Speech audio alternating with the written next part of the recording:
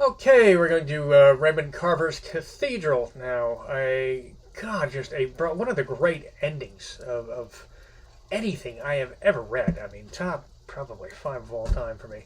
It's just an astonishing ending. But you do have to, and this is a very Raymond Carver was not a fancy, was not a no. He actually is a stylist, but he's a very much an even more minimalistic Hemingway-esque, style, where everything is pared down to its essentials. But here, this is a gorgeously designed story that probably examines, not racism directly, but prejudicial, the kind of thinking that goes into racism, prejudicial thinking, right? This examines prejudice in a way that is about as good as I've ever seen it done. And the reason it works so well is because what we have here, right, is we have an unnamed narrator and his wife. And this was Carver's milieu. His milieu was the downwardly mobile, lower middle class. A lot of people in, sort of landlocked small towns, and they all seem to drink and smoke, and a lot of them live in trailers. And if they don't live in trailers, if they lose the place they're living in downtown, that's the trailer's the next stop. They're not far from it, and that's what's kind of kind of white trashy kind of people that a lot of diner waitresses and guys who work in factories and things like that. And that's what he seems to be doing. The narrator in this, whatever his job is, he doesn't like it very much. He doesn't find it very satisfying.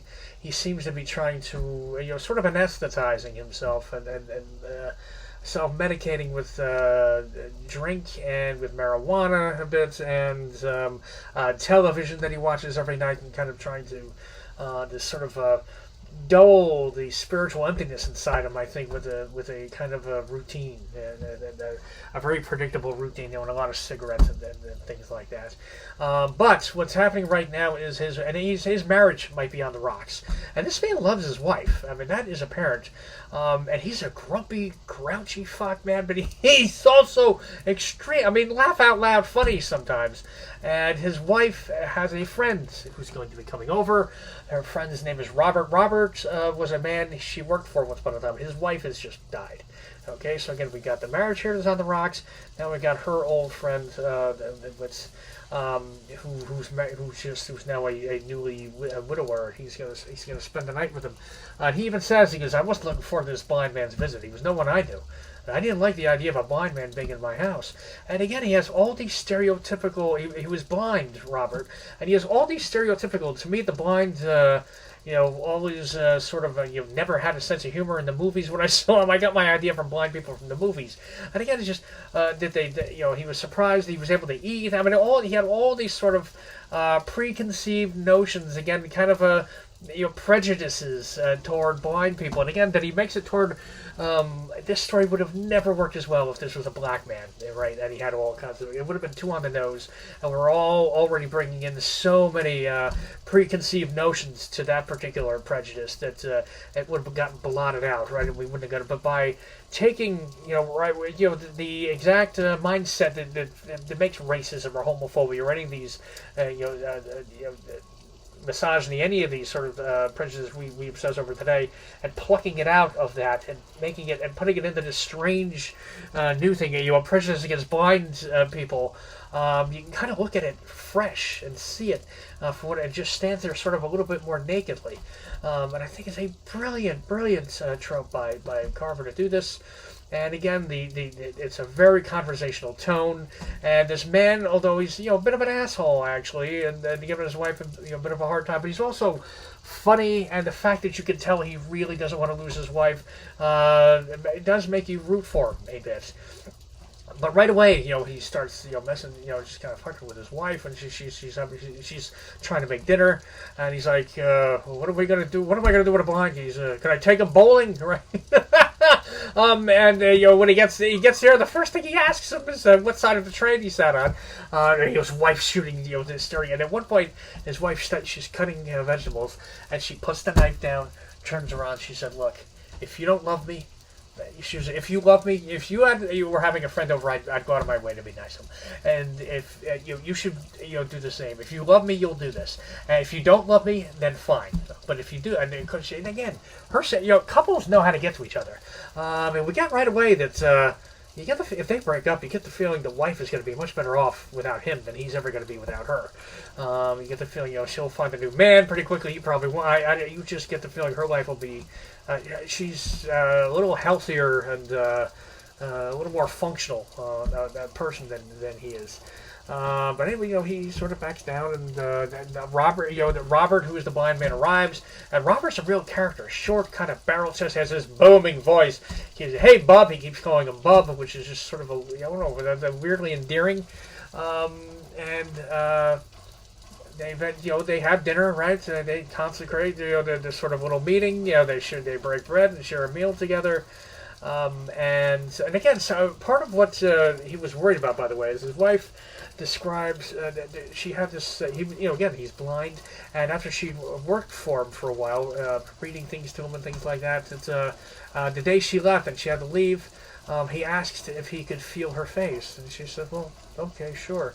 And I guess he'd run his hands all over her face, trying to get to know every little bit of her face, and with his fingertips felt her neck. And again, her neck is described, and again, it is described as a kind of erotic act, and it is certainly a very physically intimate act. Again, Robert is very uneasy about and she wrote a poem about it once, so she was really affected by this. It's definitely bothering him, and anyway, that's another reason why he's not crazy about this guy coming over.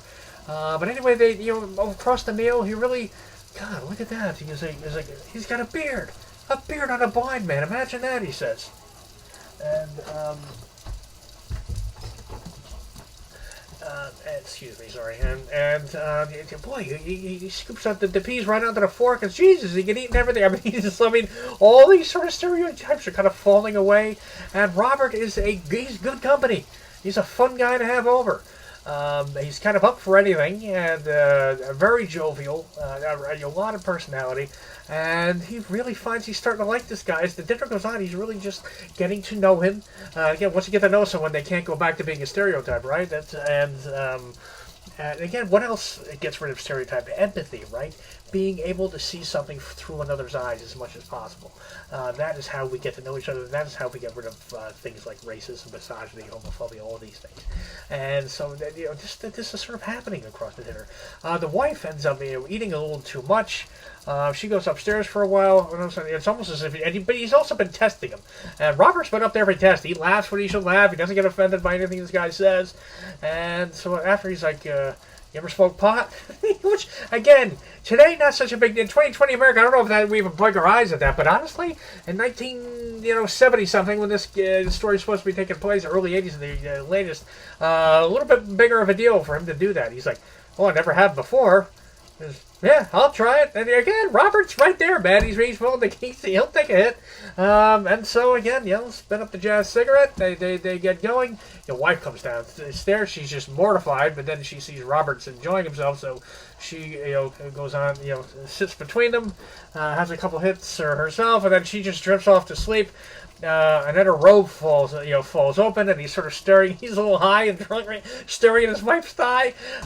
He's like exposing this meaty thigh, I think is how he put it. And he's like, and he covered her up at first, and he's like, well, shit, he's blind. And he uncovers her leg again, so he can kind of enjoy looking at it some more.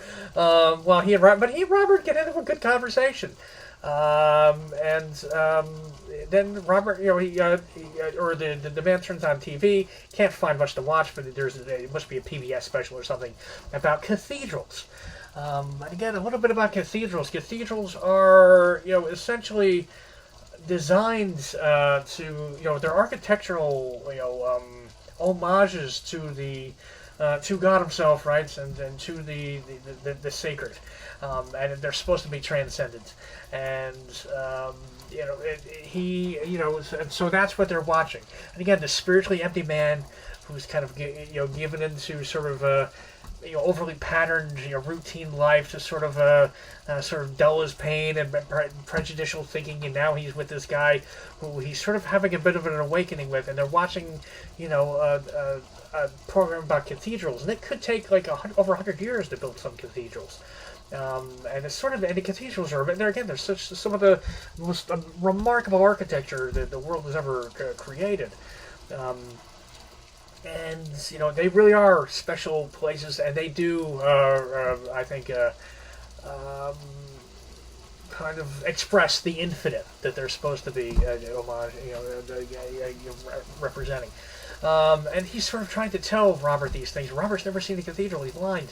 And how do you explain a cathedral to him? He's all right. There's buttresses. There's this. He's kind of describing it all, and he's like, "I'm sorry, that's the best I could do." And he's like, that's all right, bub. You did your best. He's like, can I ask you, are you religious? He's like, no, I'm really not. And he says it in a kind of sad way. He says, tell you what, can we try to draw one so I can maybe understand what it looks like? He's like, all right, yeah. And he gets excited to do this with Robert. He goes up, he finds an old paper, and he gets some great details here. Shakes the onion skins out of an old paper grocery bag, comes down, and with the pen. And again, now they're holding hands, right, the two men. And Robert's hand over his own, they trace out, right, a cathedral. And he's like, that's it. He's like, and Robert's the one kind of coaching him. He's, I don't know if I can do it. He said, you can do it, bub. Oh, good, you're cooking with gas now. Keep going, bub. Oh, look, we got something now. Look. And he's going here. Put some people in there, right? What's a cathedral without people? Boy, this guy does need people. And he's making a real friend here. And he's like, well, he's like, yeah, that's pretty good. And they sort of stop. And again, he was okay, finish up. And he said, close your eyes now. Do it with your eyes closed. Can you do it? You can. He's like, yeah, you can, can't you? And now again, the ultimate sort of act of empathy here, right?